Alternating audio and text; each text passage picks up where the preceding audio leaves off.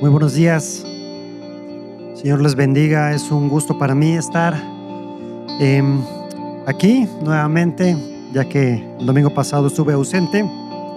Em, pero antes de pasar a escuchar la palabra del Señor, vamos nuevamente a poner este tiempo en sus manos. Vamos a orar al Señor diciéndole: te necesitamos.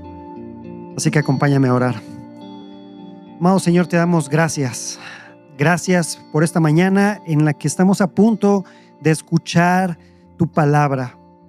Señor, permite que simplemente tu palabra obre en nosotros, que tu palabra actúe en nosotros, que el Espíritu Santo obre también, Señor. Que nuestros corazones estén abiertos y atentos a escucharte, porque solo tú haces la obra, tú haces la transformación. Tu palabra es suficiente. Y ayúdame a mí, Señor, a un hombre incapaz, a un hombre que te necesita para poder también exponer tu palabra. Tu palabra es suficiente, Señor. Gracias, Padre, por este tiempo. Amén. Vayamos al pasaje que corresponde al día de hoy, Apocalipsis capítulo 3, versículos 14 al 22. Capítulo 3, versículos 14 al 22. Va a ser el pasaje que vamos a estar meditando en esta mañana y con el cual cerramos esta pequeña serie basada en Apocalipsis y primordialmente con el mensaje a las 7 iglesias. Así que acompáñame a leer el pasaje, Apocalipsis capítulo 3, versículos 14 al 22. Dice así: escribe al ángel de la iglesia en la Odisea, el Amén, el testigo fiel y verdadero, el principio de la creación de Dios, dice esto: yo conozco tus obras, que ni eres frío ni caliente. Ojalá fueras frío o caliente. Así, puesto que eres tibio y no frío ni caliente, te vomitaré de mi boca. Porque dices: soy rico, me he enriquecido y de nada tengo necesidad. No sabes que eres un miserable y digno de lástima, y pobre, ciego y desnudo. Te aconsejo que de mí compres oro refinado por fuego para que te hagas rico, y vestiduras blancas para que te vistas, y no se manifieste la vergüenza de tu desnudez, y colirio para ungir tus ojos y que puedas ver. Yo reprendo y disciplino a todos los que amo. Sé pues celoso y arrepiéntete. Yo estoy a la puerta y llamo. Si alguien oye mi voz y abre la puerta, entraré a él y cenaré con él y él conmigo. Al vencedor le concederé sentarse conmigo en mi trono, como yo también vencí y me senté con mi Padre en su trono. El que tiene oído, oiga lo que el Espíritu dice a las iglesias. Hasta aquí la lectura de la palabra del Señor. Por lo tanto, el título del sermón es simplemente el mensaje de Cristo a la Odisea, el mensaje de Cristo a la Odisea.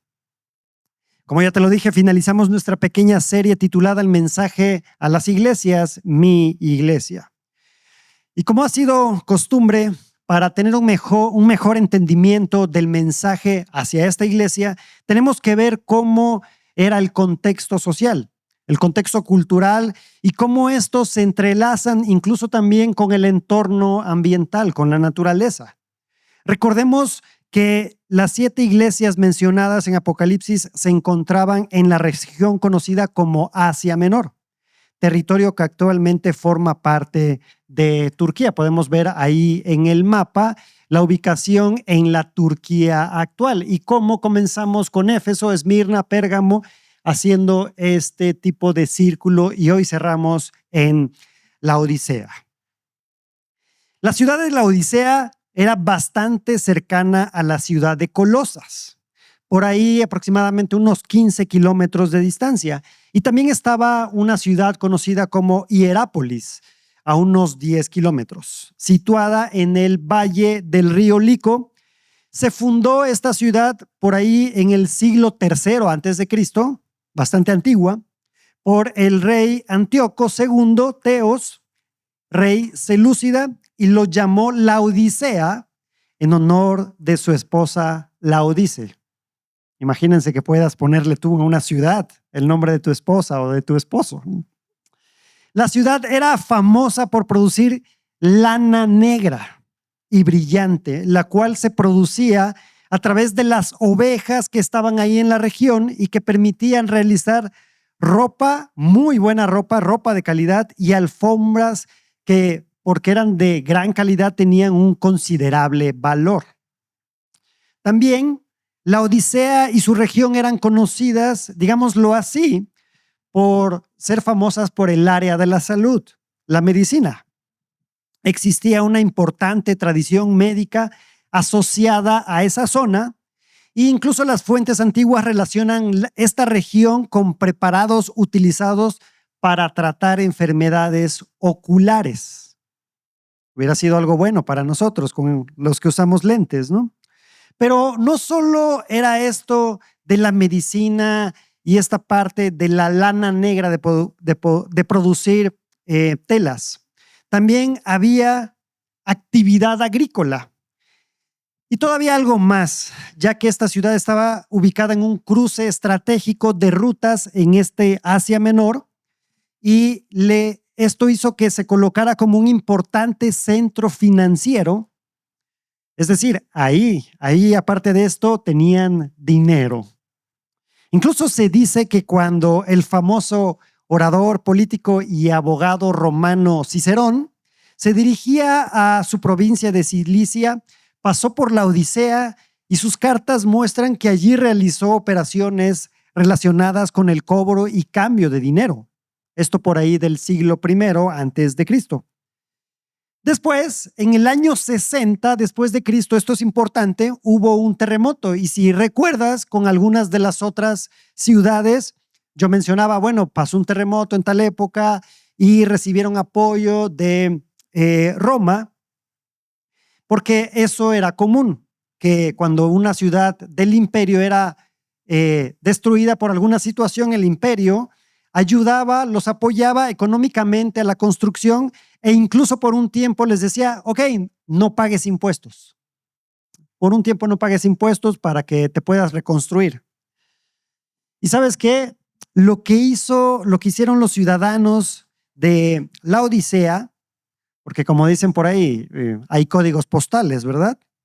Ellos se negaron a recibir esta ayuda, la ayuda del imperio, y reconstruyeron la ciudad con sus propios recursos. Eso indica que verdaderamente tenían dinero. Y después de esta reconstrucción experimentaron todavía un importante desarrollo. Así que llegó a ser un centro financiero, médico, textil, y quien no quisiera vivir en un lugar así, ¿no? Donde hay todo esto, con dinero, con acceso a la salud y con buenos materiales para vestir y verte chic, como dicen por ahí, ¿no? Las deidades principales de esta ciudad eran Zeus y Menkarau, dios de la sanidad y patrono de esta escuela de medicina. Es probable que Epafras, ya seguramente has escuchado este nombre, uno de los colaboradores del apóstol Pablo, fundara la iglesia de la Odisea, ya que trabajó allí. Fíjate lo que dice en Colosenses 4, 12 al 13. Si quieres, anota la cita. Dice, Epafras, que es uno de ustedes, siervo de Jesucristo, les envía saludos, siempre esforzándose intensamente a favor de ustedes en sus oraciones, para que estén firmes, perfectos y completamente seguros en toda la voluntad de Dios. Porque de él soy testigo de que tiene profundo interés por ustedes y por los que están en la Odisea y en Hierápolis. De hecho, Pablo también llevó a cabo, digámoslo así, una batalla, una intensa lucha espiritual en favor de la gente de la Odisea, porque dice en Colosenses 2:1, porque quiero que sepan que gran lucha tengo por ustedes y por los que están en la Odisea y por todos los que no me han visto en persona, a quienes enviaba sus saludos en la carta a los colosenses. Saluden a los hermanos que están en la Odisea, también a Ninfas y a la iglesia que está en su casa. Pero había algo en esta ciudad rica, próspera y autosuficiente que no tenía tan fácilmente. Era agua. La Odisea no contaba dentro de la ciudad con una fuente suficiente para abastecer a su población, por lo que tuvo que desarrollar un sistema hidráulico para conducir el agua desde manantiales ubicados a varios kilómetros de distancia. Y esto, fíjate que es sumamente interesante porque todavía se conservan restos de este sistema hidráulico y los arqueólogos han encontrado tuberías y canales con importantes acumulaciones de sales, de carbonatos. Es básicamente estas manchitas, para los que tienen pecera, estas manchitas blancas que se hacen. Esas son sales que con el tiempo llegaban a reducir considerablemente el espacio por donde circulaba el agua. Ahora, pensemos también en dónde estaba ubicada la Odisea. Ya te dije que a unos 10 kilómetros se encontraba Hierápolis, y esta ciudad era famosa desde la antigüedad por sus aguas termales. Eran aguas calientes, evidentemente, ricas en minerales, que hicieron de aquel lugar un sitio reconocido en toda la región, porque también se decía que sanaban enfermedades. ¿Quién no ha ido alguna vez a unas agüitas termales ahí a relajarse o a estar ahí un rato, ¿no? Y hacia el este teníamos a Colosas, una zona abastecida por manantiales diferentes de agua fresca, fría. Así que tenemos 3 ciudades ahí cercanas: Hierápolis, la Odisea, de la que estamos hablando, y Colosas. Una región donde el agua tenía características entonces muy particulares y donde los habitantes de la Odisea conocían perfectamente lo que significaba depender de un sistema para llevar agua hasta su ciudad. Y así, la Odisea era una ciudad con dinero y una importante actividad financiera. Una ciudad reconocida por su medicina y una ciudad que producía una apreciada lana negra con la que fabricaban prendas de costo alto. Una ciudad con agricultura, comercio y ubicación privilegiada. Una ciudad capaz incluso de levantarse después de un terremoto devastador utilizando sus propios recursos. La Odisea era desde muchos puntos de vista una ciudad próspera, desarrollada y autosuficiente. ¿Y quién no piensa en esta gran ciudad de México cuando digo esto? Y es precisamente en una ciudad como esta donde había una iglesia del Señor. Así que ahora dejemos por un momento la ciudad y miremos específicamente la iglesia que tenía Cristo que decirle a esta iglesia que estaba en la Odisea. Así que después de ello veamos la primera división. Número 1, Cristo se presenta a su iglesia. Dice así el versículo 14. Escribe al ángel de la iglesia en la Odisea: el Amén, el testigo fiel y verdadero, el principio de la creación de Dios, dice esto. El mensaje comienza con la presentación que Cristo hace de sí mismo mediante 3 características. ¿Qué dice? El Amén, el testigo fiel y verdadero, el principio de la creación de Dios. Así que veamos qué significa esto de el Amén. El apóstol Pablo nos dice en su segunda carta a los Corintios, en el capítulo 1, versículo 20, pues tantas como sean las promesas de Dios, en Él todos son sí.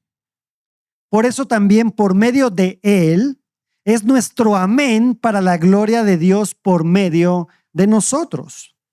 Cuando Jesús declara que Él es el amén, tenemos que saber que hay otro lugar en la Biblia donde este amén aparece asociado directamente con el nombre de Dios.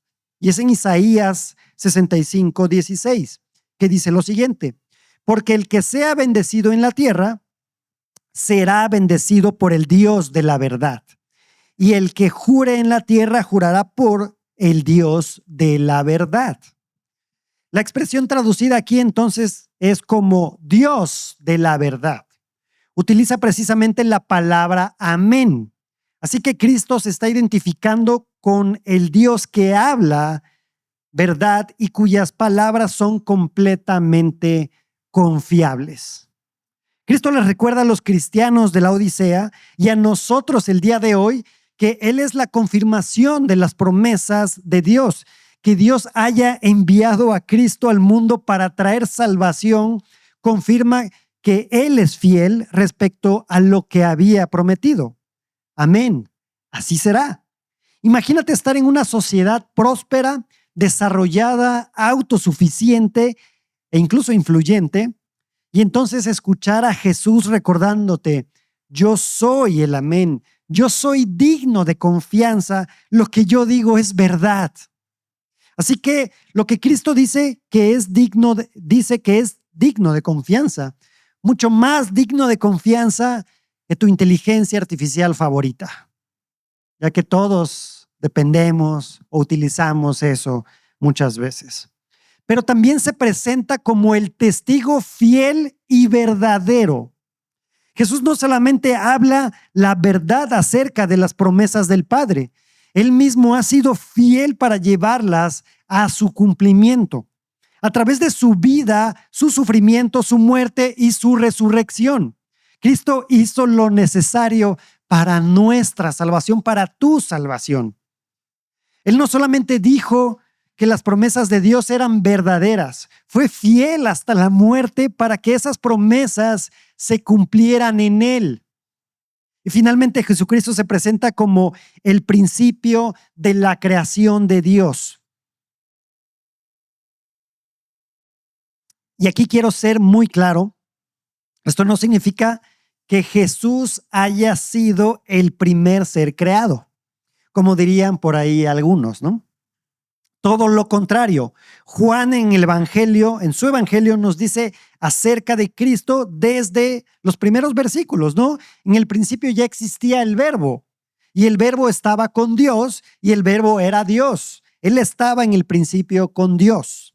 La palabra que aquí se traduce como principio puede expresar la idea de origen, fuente o soberanía. Cristo no pertenece a las cosas creadas. Él es aquel por medio de quien la creación tiene su origen y sobre quien ejerce autoridad. Y lo decíamos al principio, se sostienen las cosas, todas las cosas en Él. Y esta misma expresión vuelve a aparecer al final del Apocalipsis. El que está sentado en el trono dijo, yo hago nuevas todas las cosas. Y añadió, escribe, porque estas palabras son fieles y verdaderas. También me dijo, hecho está, yo soy el alfa y el omega, es decir, el principio y el fin. Jesús es la fuente y el soberano de la creación. Él sostiene a aquellos que ha creado y esperamos el día en que todas las cosas sean hechas nuevas nuevamente, tal como Dios lo ha prometido. Y podrías pensar, ay, estos creyentes de la iglesia de la Odisea, qué imprudente es pensar que no necesitan de Cristo. Pero ¿sabes qué? Tú y yo no somos tan diferentes como los hermanos de la Odisea. Este es el Cristo resucitado, sentado a la diestra del Padre, que ahora evalúa la iglesia de la Odisea. Él conoce perfectamente a esta iglesia y, como veremos a continuación, no se va a andar por las ramas el Señor Jesucristo, no se va a andar con rodeos, porque estas palabras son sumamente fuertes y debemos de escucharlas el día de hoy. Así que vayamos a la evaluación por parte de Cristo. Punto número 2, la evaluación por parte de Cristo. Lee conmigo en voz alta, por favor.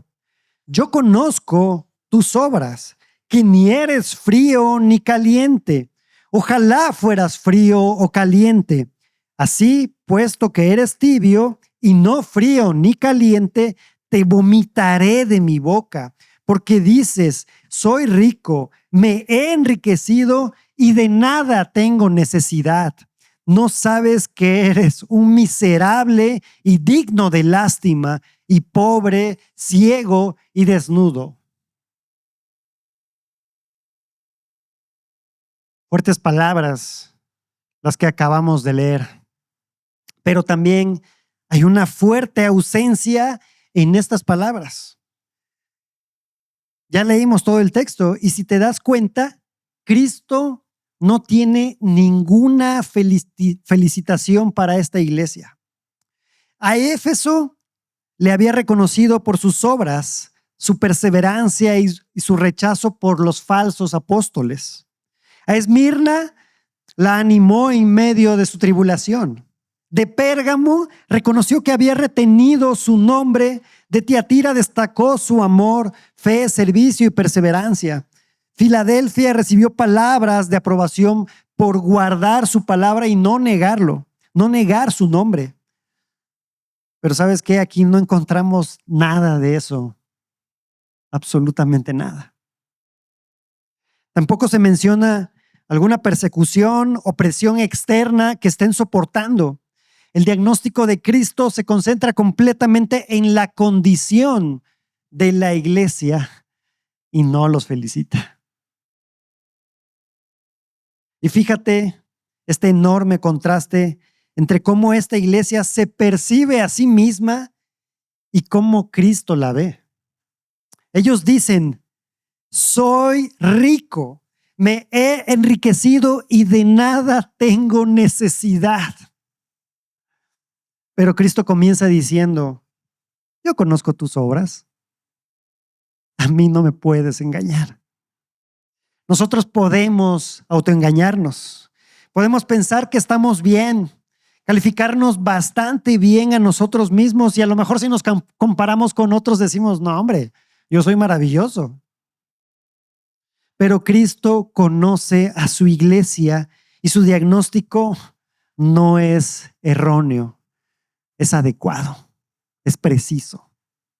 Y lo que dice a continuación es sumamente fuerte. Porque eres tibio y no frío ni caliente, te vomitaré de mi boca. No sé si alguna vez te ha sucedido que tienes antojo de algo.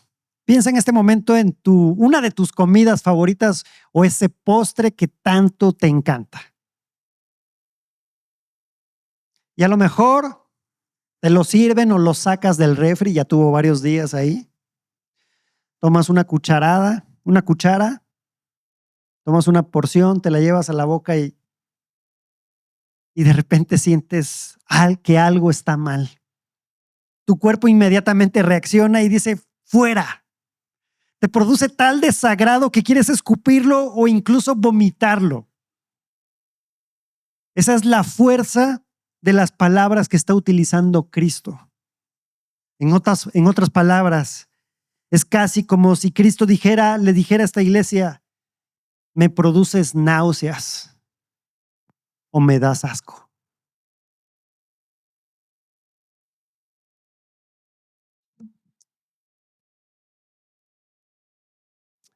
Pero entonces surge una pregunta.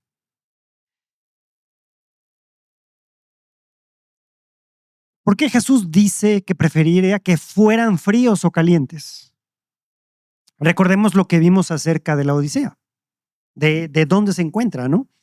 Que no tenía una buena fuente de agua dentro de ella y debía de transportarla desde varios kilómetros de estas ciudades cercanas. Y aquí el contexto de la región nos ayuda entonces a comprender esta imagen. Hierápolis era famosa por esas aguas termales, asociadas por esos usos terapéuticos, mientras Colosas era conocida por esas aguas frescas. Imagínate ahorita con estos calores, tu agua fría ahí. ¿Cómo la sientes? Te sientes bien cuando la pruebas, ¿no? Y la Odisea, en cambio, recibía agua por este sistema de conducción que ya no llegaba ni caliente ni fría. Por eso Jesús está utilizando algo que los hermanos de la iglesia conocían perfectamente, que era común en su diario vivir. El agua caliente era útil para las cuestiones terapéuticas. El agua fría era útil para refrescar, pero el agua tibia resultaba desagradable. Así que Jesús no está diciendo, preferiría que fueras completamente incrédulo antes que un cristiano mediocre, o sea, tibio. No, no está diciendo eso. Aquí no se trata de una temperatura espiritual. Aquí eres tibio, pensar que eres tibio porque no decides esto o esto. No, no se relaciona con esta temperatura espiritual. La imagen nos dirige a una iglesia que, como aquella agua tibia, se había vuelto desagradable e inútil. ¿Y qué había producido esa condición? Lo vemos en el versículo 17. Lee conmigo, por favor, en voz alta. Porque dices, soy rico, me he enriquecido y de nada tengo necesidad. Esa era la autoevaluación de la Odisea. Yo no tengo necesidad. Yo no tengo necesidad de nada. Eran prósperos económicamente, la ciudad. Eran conocidos por su lana negra y sus textiles. Tenían una importante tradición médica. Los ciudadanos de la Odisea podían sentirse ricos, bien vestidos. Posiblemente traían por ahí el Louis Vuitton de la época. Tenían acceso a salud. Y pareciera que la iglesia había comenzado a parecerse entonces demasiado a la ciudad, ahí donde estaban. Y eso es común, pero debemos resistirlo. Estamos bajo cierta tensión, bajo cierta influencia. Pero ¿cómo seremos luz si nos mezclamos entonces entre las tinieblas? Si la oscuridad nos opaca. La prosperidad había producido autosuficiencia en ellos. Ellos decían, de nada tengo necesidad. Pero Cristo responde, y no sabes que eres un miserable.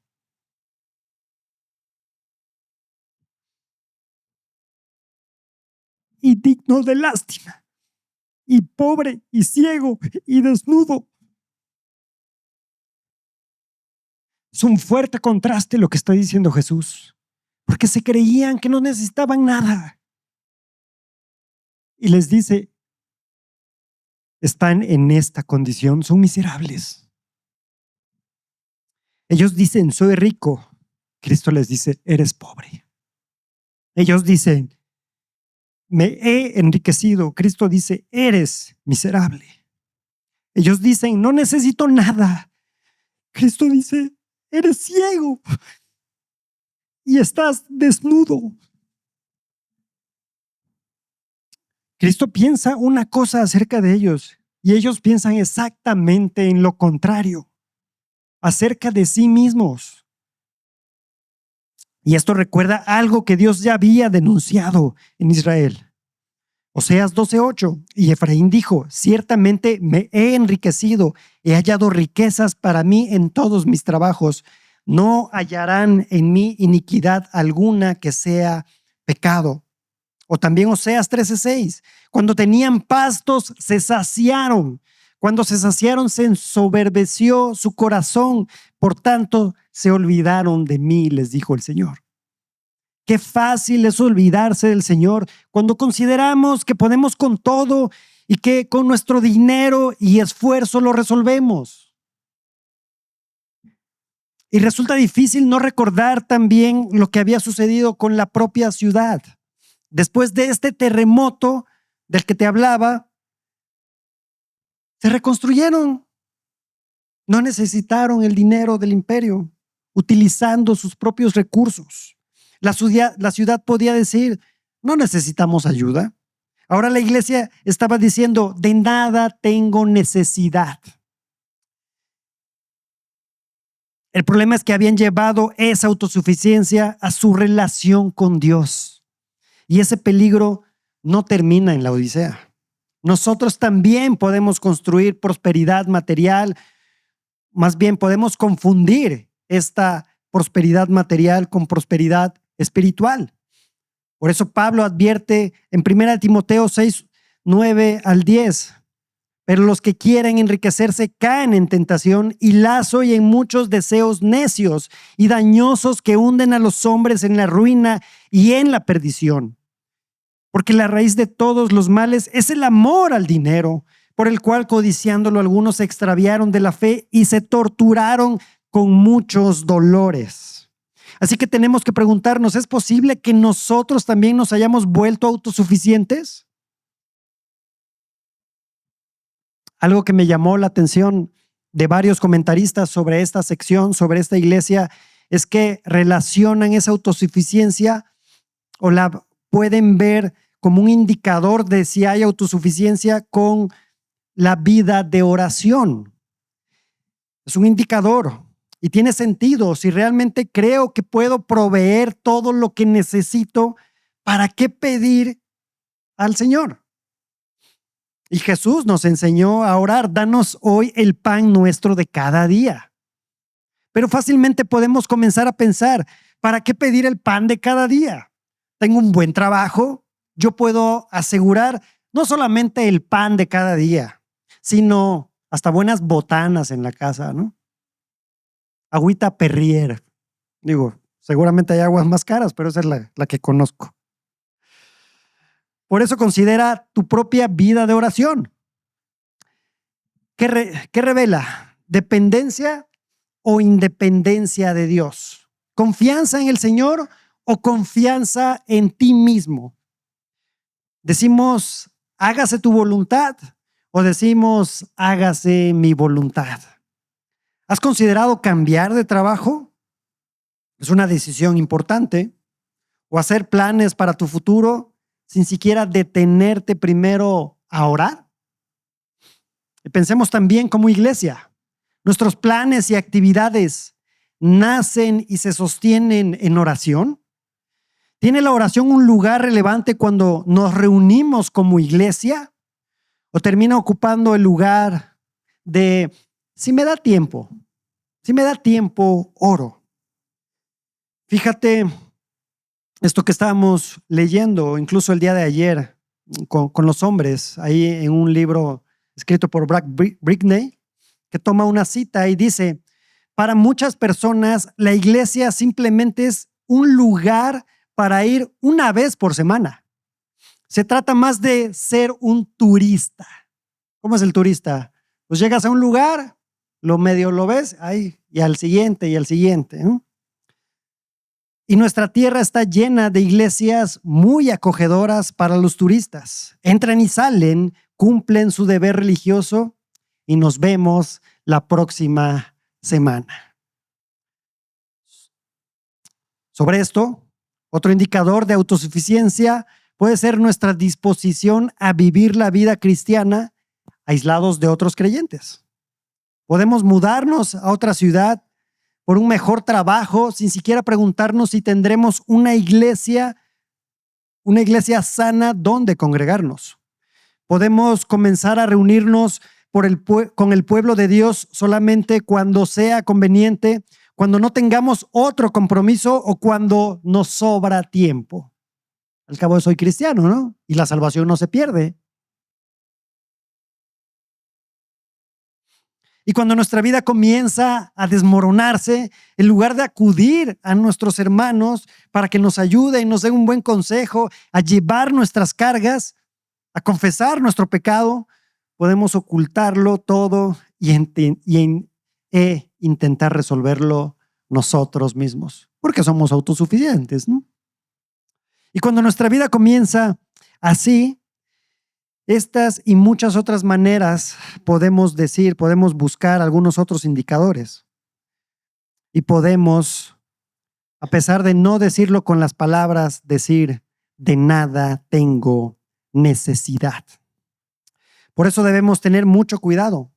Vivimos en una ciudad que tiene muchas cosas buenas. Tenemos recursos, tenemos educación, tecnología, oportunidades y libertades que debemos de agradecer al Señor. No estamos viviendo actualmente, al menos en Ciudad de México, una persecución religiosa activa como la que enfrentaron algunos de nuestros hermanos en el primer siglo. Y precisamente por eso debemos de reconocer que un peligro, un importante peligro para nuestra iglesia, no siempre viene desde afuera. No siempre será persecución. No siempre serán falsos maestros o una mala doctrina evidentemente falsa. A veces el peligro puede ser más silencioso. Una prosperidad que poco a poco nos convence de que podemos vivir sin depender de Dios. Y ese fue el autoengaño de esta iglesia. Soy rico, me he enriquecido y de nada tengo necesidad. Pero a pesar de que ellos digan eso y en realidad sean miserables y dignos de lástima y pobres, ciegos y desnudos, Cristo no los dejará así. No nos dejará en la condición donde estamos. Así que veamos la corrección de Cristo. Punto 3. La corrección de Cristo. Acompáñame a leerlo en voz alta, por favor. Te aconsejo que de mí compres oro refinado por fuego para que te hagas rico, y vestiduras blancas para que te vistas y no se manifieste la vergüenza de tu desnudez, y colirio para ungir tus ojos y que puedas ver. Yo reprendo y disciplino a todos los que amo. Sé pues celoso y arrepiéntete. Yo al vencedor le concederé sentarse conmigo en mi trono, como yo también vencí y me senté con mi Padre en su trono. Y el nombre de la ciudad de mi Dios, la nueva Jerusalén que desciende del cielo de mi Dios, y mi nombre nuevo. El que tiene oído, oiga lo que el Espíritu dice a las iglesias. Después de este fuerte diagnóstico, Cristo no abandona a su iglesia. Él les muestra lo que verdaderamente necesitan y dónde pueden encontrarlo. Y aquí Jesús les hace 3 llamados.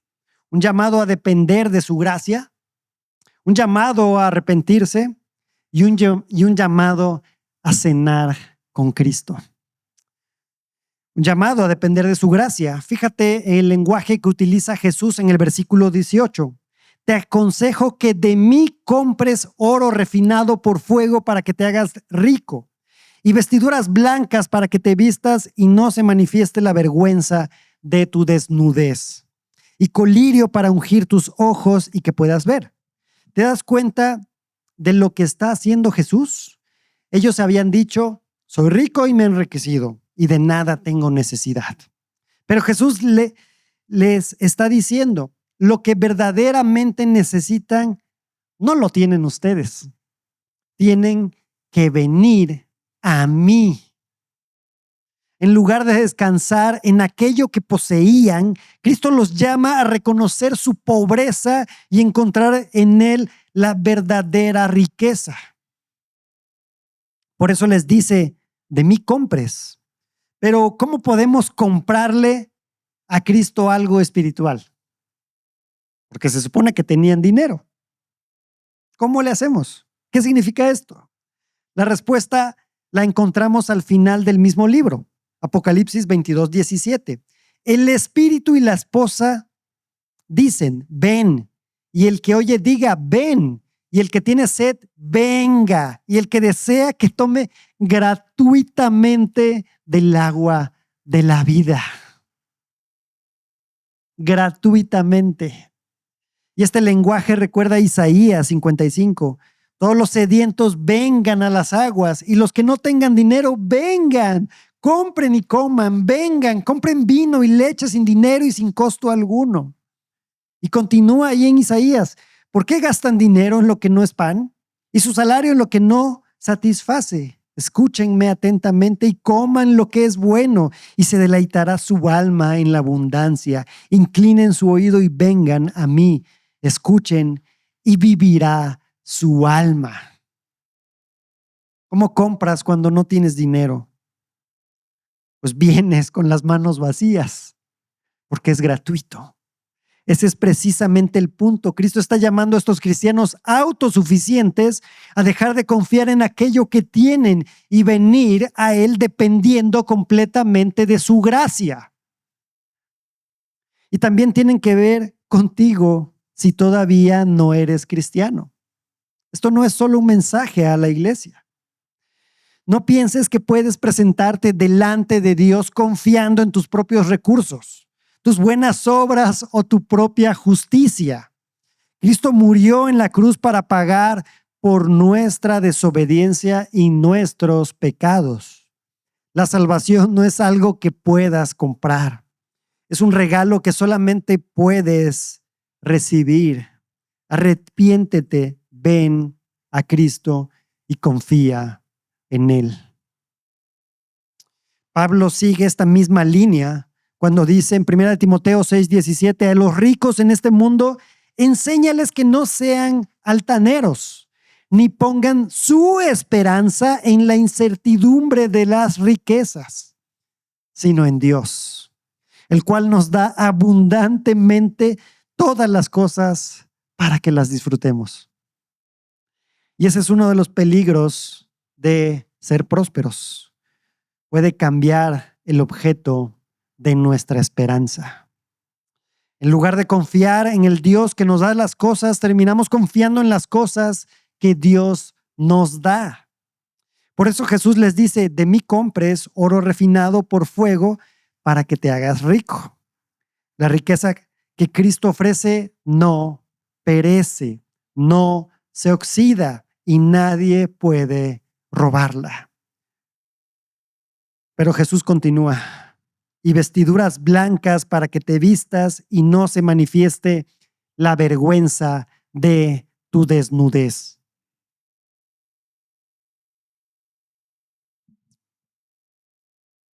¿Recuerdas esta lana negra? Podían vestir las mejores prendas producidas con aquella famosa lana negra. Y sin embargo, Cristo les dice, ¿estás desnudo? Desde Adán y Eva, la desnudez aparece en las Escrituras relacionada con la vergüenza. Por eso fueron y se consiguieron unas hojas de higuera para cubrir su vergüenza. ¿Qué hojas de higuera has utilizado tú? ¿El conocimiento? ¿El trabajo? ¿El orgullo?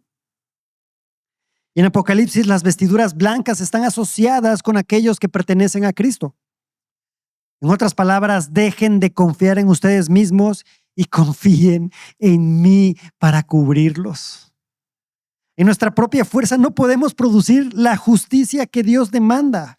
Somos aceptados delante de Dios por medio de Cristo únicamente. Y habiendo sido justificados, somos llamados a vivir en la justicia que evidencia que realmente le pertenecemos. Y finalmente les dice, colirio para ungir tus ojos y que puedas ver. Qué ironía. Vivían en esa región conocida por esta tradición médica relacionada con la vista, con los ojos, y sin embargo no podían ver su propia condición. Y ese es el problema cuando estamos ciegos. Que pensamos, el ciego espiritual piensa que puede ver. La prosperidad los había cegado. Pensaban que no necesitaban nada cuando Cristo acababa de decirles que eran pobres, ciegos y desnudos. Solamente Cristo podía abrir sus ojos para que vieran su verdadera condición. Pero eso también nosotros, por eso tenemos que preguntarnos, nosotros, ¿en qué o en quién estamos confiando? ¿Confiamos en Cristo o confiamos más en nosotros mismos? También podemos ver este llamado al arrepentimiento. Ahí en el versículo 19. Yo reprendo y disciplino a todos los que amo. Sé pues celoso y arrepiéntete. Sé pues celoso y arrepiéntete. Celoso implica poner cuidado sobre algo, sobre lo que tiene interés y que evidentemente es importante. Y si eres hijo del Señor, tú le interesas y eres importante para él. Pero por eso, arrepiéntete. Arrepentirse implica abandonar aquella manera autosuficiente de pensar. Tenían que dejar de mirar sus riquezas, capacidades y recursos como aquello que les proporcionaba seguridad y volver nuevamente su mirada a Cristo. Y esto no era solamente necesario para la Odisea. Nosotros también necesitamos arrepentirnos cuando las bendiciones que Dios nos ha dado terminan ocupando el lugar de Dios. Por lo que el arrepentimiento implica reconocer nuestro pecado y apartarnos de él y volvernos a Dios.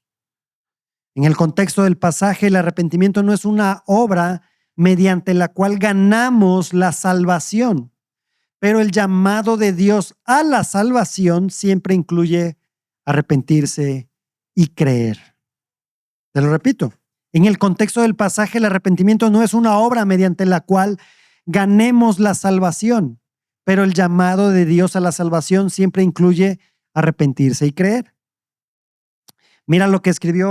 Escucha lo que escribió Martin Lloyd-Jones en Estudios sobre el Sermón del Monte.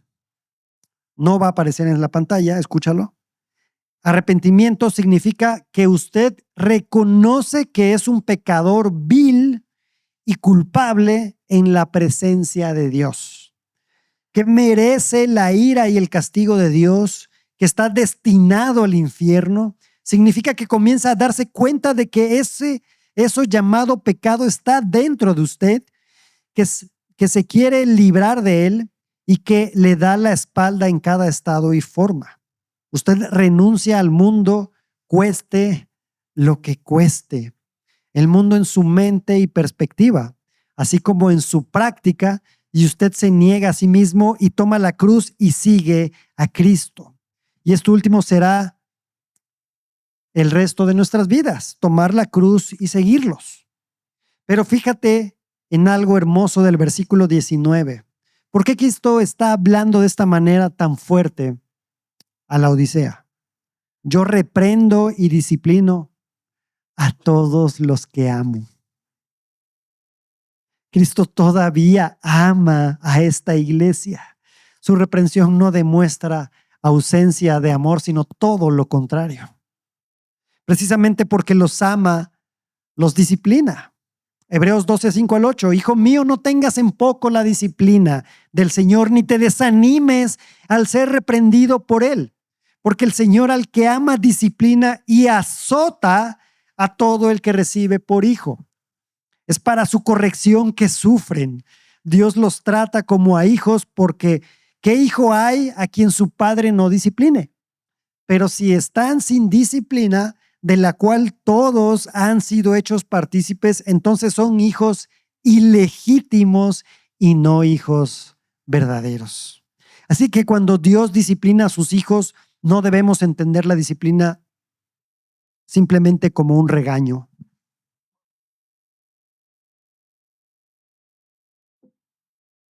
La disciplina de Dios también tiene un propósito formativo por medio de su palabra, de la vida de la iglesia y de otros creyentes. El Señor nos enseña, nos exhorta y nos ayuda a crecer en santidad. Y cuando persistimos en el pecado, también existe una disciplina correctiva. Dios nos confronta para llevarnos al arrepentimiento y restaurarnos. Ahora, ¿cómo podemos luchar contra esa autosuficiencia que habita en nosotros y que es motivada muchas veces por las cosas materiales que tenemos, por la seguridad que tenemos? Una manera concreta es la generosidad. Cuando comprendemos que el soberano de la creación es quien nos proporciona todo lo que necesitamos, dejamos de ver nuestras posesiones simplemente como algo que debemos de acumular, que debemos de juntar para nuestra propia seguridad. Comenzamos a preguntarnos entonces, ¿cómo puedo utilizar lo que Dios me ha dado para la extensión de su reino y para bendecir a otros? Y mientras aprendemos a dar, muchas veces descubrimos que necesitamos mucho menos de lo que pensábamos. Esto incluso nos recuerda a estos creyentes de Macedonia. Segunda de Corintios 8, ¿no? Nos suplicaban con muchos ruegos el privilegio de participar en el sostenimiento de los santos, una iglesia que tenía muy pocas cosas. Ellos suplicaban que les permitieran dar. Así que si quieres conocer una de las cosas que revela dónde está realmente nuestra confianza, mira también la manera en que utilizamos nuestro dinero. ¿Estamos satisfechos con lo fundamental que Dios nos proporciona o es nuestro afán de siempre buscar y alcanzar un nivel mayor de comodidad, de protección y seguridad, como si pudiéramos garantizar que nunca nos suceda nada? La generosidad puede convertirse entonces en una expresión concreta de algo mucho más profundo. Señor, mi seguridad no está en lo que tengo. Mi seguridad está en ti. Y finalmente tenemos un llamado a cenar con Cristo. Versículo 20. Yo estoy a la puerta y llamo. Y si alguien oye mi voz y abre la puerta, entraré a él y cenaré con él y él conmigo. El Señor Jesucristo ahora los llama a cenar con él. La imagen habla de comunión, de cercanía y de una relación con Cristo. Imagínate que aquella iglesia se reunía para comer. Seguramente pasaban buenos momentos juntos, como nosotros pasamos cuando compartimos la mesa. Pero si eso se convierte en el fin último de nuestra comunión, tenemos un grave problema. Podemos disfrutar, claro, de estar juntos, de comer juntos, de tener actividades juntos y decir que tenemos una excelente comunidad. Pero si Cristo deja de ser el centro de esa comunión, hemos perdido lo fundamental. Y hay algo importante que debemos señalar acerca de este versículo 20. Este texto no es en su contexto original principalmente un versículo evangelístico. Cristo está hablando a una iglesia. Son creyentes. Y esa imagen también es trágica. Si le hubiéramos preguntado a los cristianos de la Odisea, ¿dónde está Cristo? Seguramente se habrían sentido un poco indignados. ¿Cómo que dónde está? Y hubieran contestado, pues aquí, con nosotros, somos su iglesia, ¿no? Pero parte de su autoengaño consistía precisamente en no darse cuenta de cuánto se habían alejado de él. Tanto que en medio de su riqueza, su aparente fortaleza y de su autosuficiencia, habían dejado a Cristo afuera. Pero entonces fíjate en la gracia que encontramos aquí. Después de haberles reprendido tan fuertemente, Cristo no se desentiende de ellos. Es como si les dijera, su condición me resulta repulsiva, pero los amo y no los voy a abandonar.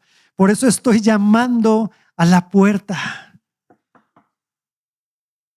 Cristo los llama a reconocer su autosuficiencia, a arrepentirse y volver a tener comunión con Él. Al que escucha su voz y abre la puerta, Cristo le hace una extraordinaria promesa. Cenaré con Él y Él conmigo. Aquellos que dejan de confiar en sí mismos y encuentran en Cristo su verdadera riqueza, justicia y vida, reciben algo que ningún dinero puede comprar: comunión con el Rey, comunión con Cristo. Pero todavía hay una promesa más. Al vencedor le concederé sentarse conmigo en mi trono, como yo también vencí y me senté con mi Padre en su trono. ¡Qué contraste! Una iglesia que se consideraba rica descubre que era pobre. Una iglesia que pensaba que no necesitaba nada descubre que necesita absolutamente de Cristo. Y ahora Cristo les ofrece algo infinitamente superior a toda la prosperidad que podían tener: sentarse a Él con Él en su trono. Esto es pura misericordia.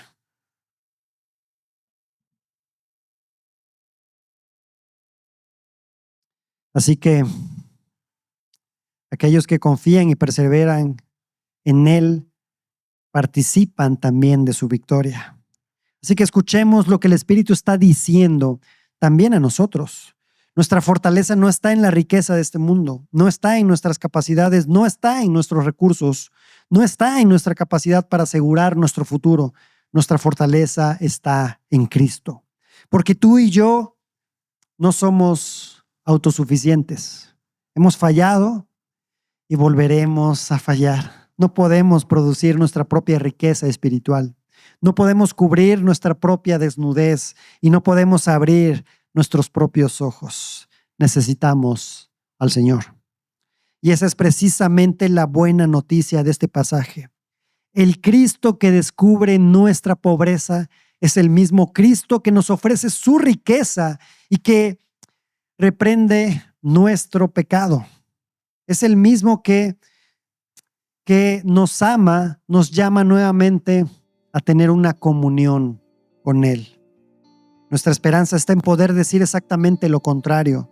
Soy pobre, necesito a Cristo y en Cristo tengo todo lo que verdaderamente necesito.